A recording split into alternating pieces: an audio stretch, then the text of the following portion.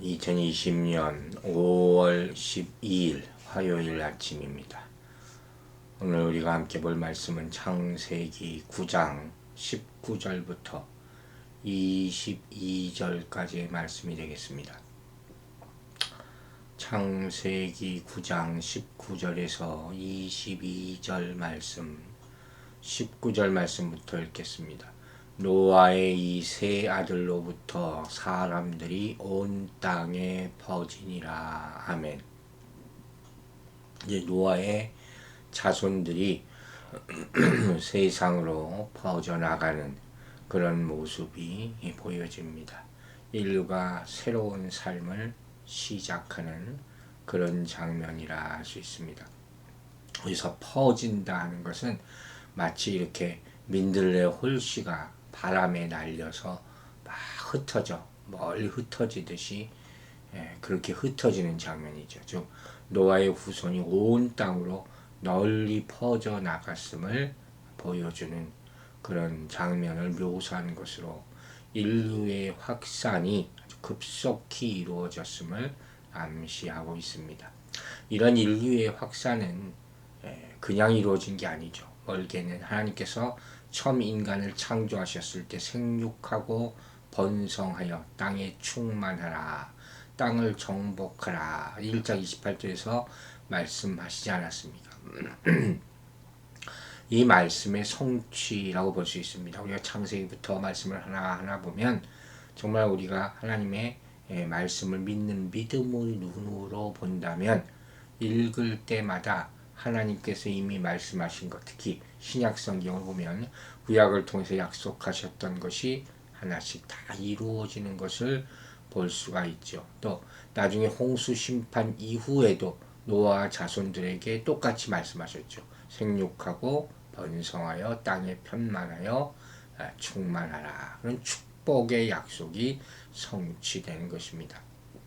이와 같이 하나님께서는 당신의 약속을 반드시 이루어 주십니다. 또 이렇게 속히 이루어 주심을 믿으시기 바랍니다. 또 한 가지, 이 모습은 현재의 인류의 조상이 바로 아담으로부터 시작됐으나 홍수 이후에 노아라는 조상이 가지고 있다. 그 후예라는 것을 보여주죠. 현 인류는 지금은 5대양 6대주에 다 흩어져 살고 있어요. 또 언어, 문화, 피부 다 다릅니다. 하지만 위로 거슬러 올라가 보면 결국 한 조상의 기원을 두고 있는 한 형제다 하는 것을 발견할 수가 있습니다. 20절 보겠습니다. 노아가 농사를 시작하여 포도나무를 심었더니 했어요. 자, 직역하면 그리고 노아는 시작하였다. 그 땅의 사람, 이렇게 표현되어 있네요. 그 땅의 사람이라는 것이 바로 농업에 종사하는 자를 말하는 것입니다. 노아가 농사하기 시작하였다. 아주 잘된 해석이라고 할 수 있죠. 그러나 이 표현은 노아가 인류 최초의 농부였다는 의미는 아니죠. 우리가 이미 아는 바와 같이 인류의 시조할 수 있는 아담이 에덴 동산에서 쫓겨나서 농사를 짓게 됩니다. 3장에 나와 있죠. 또 가인도 농사하는 자로 기록되어 있습니다. 그래서 제사를 할 때 자기가 수확한 것을 갖다 바치지 않습니까? 4장에 기록되어 있습니다. 그러므로 본문은 홍수 대심판이 끝난 후에 노아가 다시 땅을 일구고 농사를 시작한 것을 보여주는 것입니다. 인류는 항상 땅과 함께 했다는 사실을 다시 한번 발견할 수가 있는 거죠. 또 이건 뭐 정확한 사실은 아니지만 여러 사람들이 추측하건대 노아가 방주에서 나오는 아라랏산 그 근처에서 머물렀다는 얘기들을 많이 합니다. 근데 이 아라랏산이 있다고 여기는 곳은 아르메니아 지방이 지금으로 따지만 예로부터 포도 재배가 성했고 또 그 아라랏산 기슭에는 노아의 포도원이다 그렇게 알려진 유적지가 있다고 합니다. 자, 이러한 사실로 비추어 볼 때 노아가 대홍수가 끝난 후에 포도나무를 심었다는 이제 본문에서 보는 내용들과 잘 어울린다고 할 수가 있습니다. 21절 말씀 계속 보겠습니다. 포도주를 마시고 취하여 그 장막 안에서 벌거벗은지라. 여기서 포도주는 그 포도주라고 되어 있어요. 즉 이것은 이미 노아가 이 포도주에 익숙해져 있었다는 거죠. 여러분, 노아는 하나님 앞에 경건한 사람이었다고 했어요. 하나님의 사랑을 받아온 세상을 뒤엎은 홍수 대심판으로부터 구원받은 믿음의 사람입니다. 6장 9절에 분명히 노아는 의인이요 당대의 완전한 자라 이렇게 표현되어 있어요. 그런데 뭡니까? 그럼에도 불구하고 오늘 본문의 모습은 노아가 술을 좋아했어요. 그래서 지금까지 그가 보여왔던 그 신앙 여정 그리고 인격적인 모습에 큰 오점을 나타내는 추태를 부리게 되었다 하는 것이에요. 물론 술은 그 자체로는 죄악시할 수 없죠. 뭐 자체로 나쁜 게 어디 있습니까? 술도 선하게 사용하면 우리에게 유익이 됐죠. 치료약으로 쓰이고 또 사람들이 모이고 잔치할 때 아주 우리 즐거움을 배가시켜주기도 하고 가나 혼인잔치에게도 예수님께서 물술로 포도주로 변하는 그런 모습을 보이지 않습니까? 또 몸이 아플 때 그 당시에는 신약시대도 그렇고 치료약으로도 쓰인 것을 볼 수가 있습니다. 그런데 문제는 뭐겠습니까? 그것을 과용하는 것이죠. 잘못 사용하여 쾌락의 도구로 이용하게 될 때 이것이 사람을 방탕하게도 만들고 결국 너무 많이 마셔서 이성적인 판단을 상실하게 하여 죄의 구렁텅이로 몰아넣고 건강도 잃고 재산도 잃고 명예도 잃고 다 잃게 만드는 그런 모습을 보여준다는 것이에요. 여러분 이처럼 과도한 음주라는 것은 인간의 품성 파괴해요. 잘못하면 신앙까지 파괴하는 치명적인 결과를 가져올 수가 있습니다. 잠언을 보면 술에 대한 말씀도 나와요. 잠언 23장 29절 30절에 이런 경계의 말씀이 있습니다. 재앙이 네게 있느뇨 근심이 네게 있느뇨 분쟁이 네게 있느뇨 원망이 네게 있느뇨 까닭 없는 창상이 네게 있느뇨 붉은 눈이 네게 있느뇨 술에 잠긴 자에게 있고 혼합한 술을 구하는 다니는 자에게 있느니라. 술을 마시고 생기는 모습을 적나라하게 표현해 있습니다. 본문은 노아의 상태를 이렇게까지 얘기합니다. 마시고 취하여 벌거벗은지라. 자, 마셨고 또 취했고 스스로 벌거벗었다. 이렇게 표현되어 있어요. 이 본문에 하는 이 단어들은 모두 앞문장이 그 다음 문장과 인과관계가 있어요. 그러니까 마셨으니까 취하고 취해서 벌거벗었다. 노아의 모습이요. 급기야 이제 노아가 술을 먹기 시작하다가 제어하지 못하고 발가벗는 그런 부끄러운 상태까지 나아가고 있는 것을 설명하는 것입니다. 여러분 노아가 처음부터 뭐 이렇게 만취하려고 포도주를 마시지는 않았을 거예요. 사람들 다 그렇게 얘기하죠. 한 잔만. 처음에 포도동사 줬잖아요. 포도주 담가놓고 그것이 익게 되자 맛보려고 했을 거예요. 점점 그 달콤한 맛에 매료되고 계속해서 마시게 되고 결국 만취 상태에 이르게 된 것입니다. 여러분 이 모습이 꼭 뭐와 똑같은지 아십니까? 바로 죄가 전파되는 모습이죠. 죄도 우리가 처음부터 그렇게 큰 죄 짓지 않습니다. 바늘도둑이 소도둑 된다. 가벼운 죄부터 저지르게 되는 점점 내 스스로의 힘으로는 어찌할 수 없는 심각한 상태까지 이루고 말게 되는 것입니다. 죄라는 것이 달콤해요. 사람이 유혹에 빠지게 하는 거예요. 마지막에는 쓰디쓴 고통을 가져오게 된, 마치 개미가 꿀을 먹기 위해서 꿀이 든 병에 들어갔다가 꿀 속에 파묻혀서 결국 거기서 죽음을 맞이하게 되는 현상과 똑같다 하는 거예요. 노아가 장막 안에 있었다, 본문이 얘기합니다. 아마 다른 사람의 눈을 피하여 있던지 간에, 아니 혼자 무슨 일이 있어서 있던지 간에 자기 개인 장막에 틀어박혀서 술을 마셨다는 거예요. 그 술에 완전히 빠져 있었어요.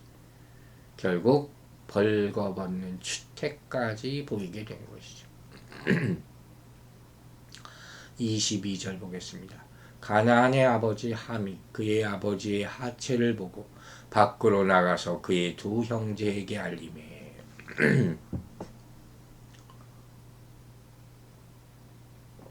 자, 여기서 가나안이 등장을 하죠.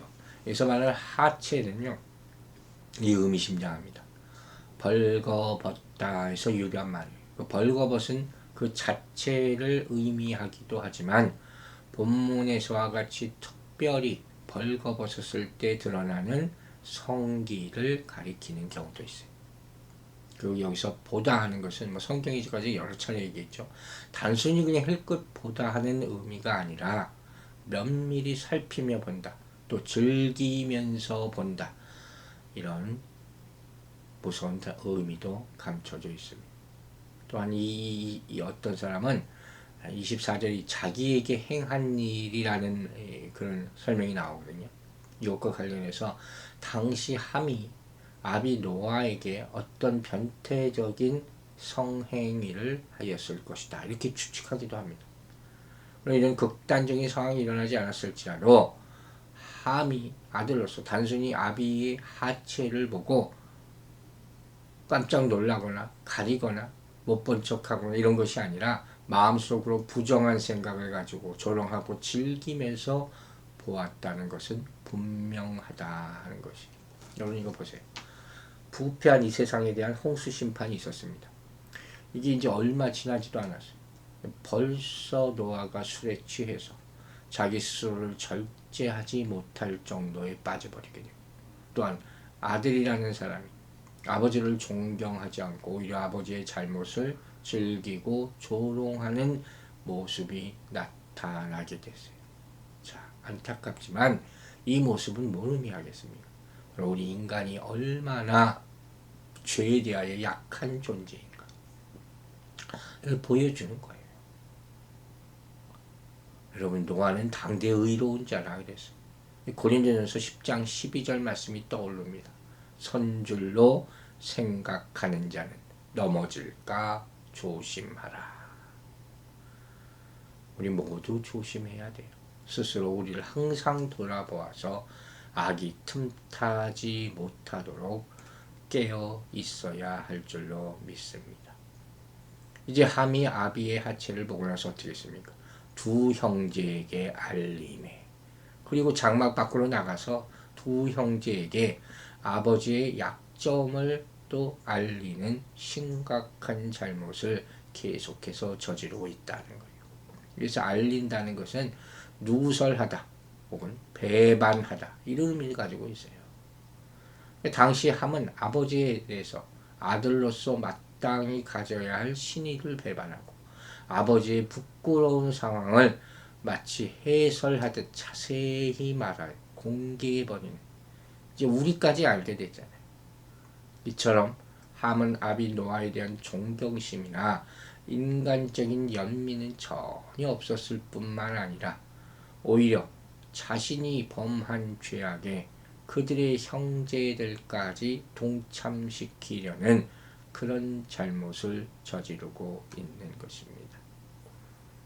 여러분, 이 말씀은 참 이 죄의 무서움을 보여줘요. 그리고 거기에 따른 인간의 상태를 상징적으로 나타내주는 것이죠. 여러분 보세요. 아담과 하와는 죄를 범한 후에 어떻게 했습니까? 자신의 벌거벗음을 알고 자신을 위해 치마를 만들어 가렸다고 창세기 3장 7절에서 얘기합니다. 그리고 하나님이 너희가 어디 있냐 물으실 때 아담은 벌거벗었기 때문에 두려워 숨었다. 이렇게 대답했어요. 기억하십니까? 결국 이건 뭘 의미하느냐? 죄를 범하는 것과 벌거벗은 문제가 연관되어 있다는 것을 알려주는 거예요. 즉, 아담은 자신이 벌거벗은 것을 보고 가렸어요. 하지만 노아는 어떻게 했습니까? 자신을 스스로 노출시키고 있어요. 또 아들 함이라는 작자는 그것을 가리기보다 두 형제들에게 드러냅니다. 이런 연관성 때문에 이 사건을 죄와 연관해서 우리는 읽어야 한다 하는 것이에요. 즉, 노아 역시 아무리 의롭다고 얘기했다 할지라도 인간적인 의에 불과하다는 거예요. 죄를 가진 사람이라 하는 것을 우리는 발견한 것입니다. 또 한 가지, 그 가정 안에도 죄가 가까이 도사리고 있다는 것을 보여줍니다. 결국 이 모습은 홍수가 인간의 죄 문제를 해결하지 못했다는 것을 나타나고 있습니다. 물론 함의 이러한 태도는 비난받아 마땅할 것입니다. 설령 아비가 추태를 부렸다 할지라도 아들된 도리로서 아버지의 수치를 가려주고 형제들에게도 이야기하지 말았어야 했습니다. 하지만 그는 아비의 권위와 인격은 아랑곳하지 않고 형제들에게까지 조롱함으로써 아버지의 인격과 권위를 모독하고 10계명 중 5째 계명을 범하며 가정을 혼란케 함은 물론 아버지의 권위를 부여하신 하나님께까지 죄를 범하게 된 것입니다. 우리 모두 하나님 앞에 부끄럽지 않게 하루하루를 살아가게 되기를 주의 이름으로 축원합니다. 기도하겠습니다.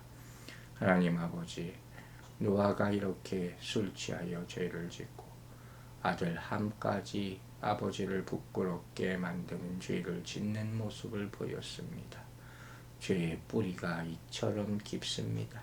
우리가 어찌 스스로 의롭다 자랑할 수가 있겠습니까? 오로지 예수 그리스도의 보혈의 능력으로 말미암아 우리를 정결케 하여 주시고 우리를 깨끗게 하여 주시고 우리를 회복시켜 주시고 구원받아 하나님께만 영광 돌리는 예수 그리스도의 보혈의 능력으로 말미암아 우리가 의롭다 함을 얻음을 선포하게 하여 주시옵소서. 감사드리며 우리를 구원하신 우리 구주 예수 그리스도의 이름으로 기도했습니다. 아멘.